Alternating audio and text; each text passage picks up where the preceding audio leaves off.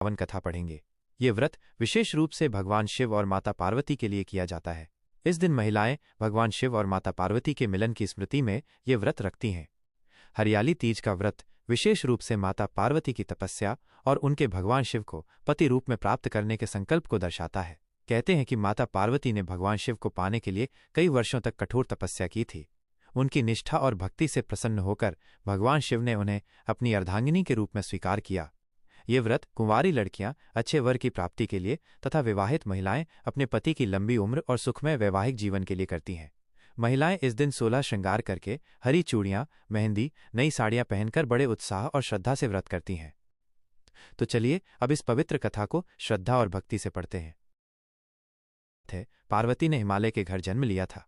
बचपन से ही वो भगवान शिव की आराधना करती थी और उन्हें अपने पति के रूप में पाना चाहती थी। इसके लिए उन्होंने गंगा तट पर 12 वर्षों तक कठोर तपस्या की।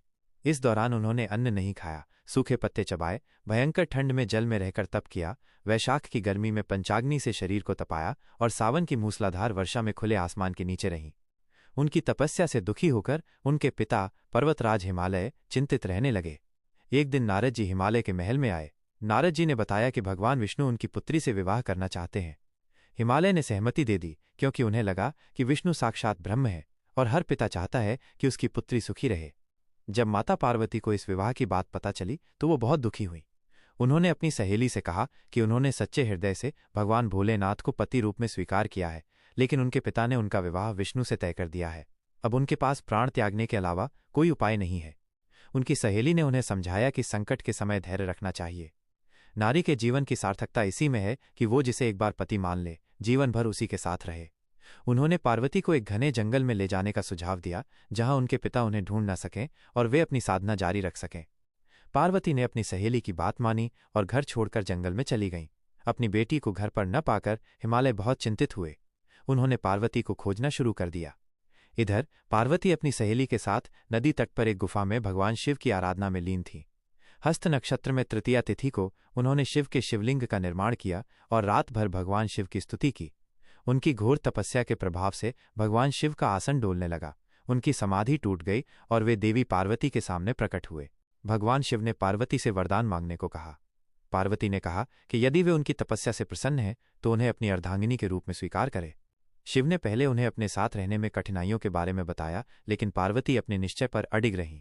पार्वती के प्रेम, विश्वास और तपस्या से प्रसन्न होकर भगवान शिव ने उन्हें अपनी पत्नी के रूप में स्वीकार कर लिया और अंतर्ध्यान हो गए।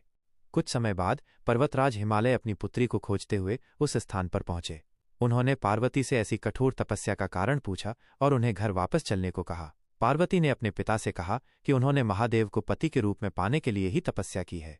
चूंकि उनके पिता ने उनका विवाह विष्णु से तय कर दिया था, इसलिए वो घर छोड़कर चली आई थी। उन्होंने शर्त रखी कि वो तभी घर वापस जाएंगी जब उनके पिता उनका विवाह महादेव से कराएंगे। पर्वतराज हिमालय मान गए और पार्वती को घर ले आए। कुछ समय बाद समस्त विधि विधान से भगवान भोलेनाथ और देवी पार्वती का विवाह संपन्न हुआ। भाद्रपद शुक्ल तृतीया को देवी पार्वती ने महादेव की आराधना करके जो व्रत किया था, उसी के फलस्वरूप उनका विवाह हुआ था। उसी दिन से हरियाली तीज का व्रत प्रारंभ हो गया। कहा जाता है कि जो कोई सुहागिन स्त्रियां और कुंवारी कन्याएं इस व्रत को करती हैं, भगवान भोलेनाथ और माता पार्वती उन्हें मनवांछित फल देते हैं। इसलिए सौभाग्य की इच्छा रखने वाली प्रत्येक स्त्री को हरियाली तीज व्रत पूरी निष्ठा और आस्था से करना चाहिए।